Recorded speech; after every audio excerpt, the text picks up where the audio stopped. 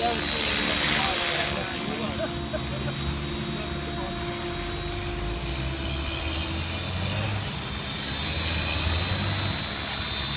That's what we got to right there. Oh, yeah.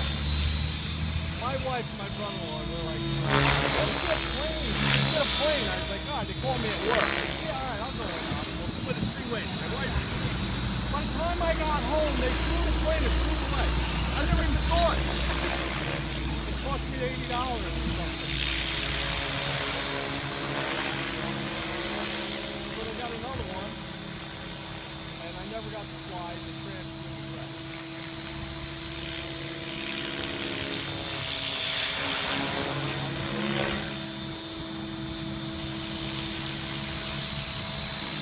I had the real deal. Oh, really? Plane is flying? I bought the no control one from the runway. I can't fly anything to save my fucking life. Look at this thing, Steve. That's fun. You can cut the grass with this.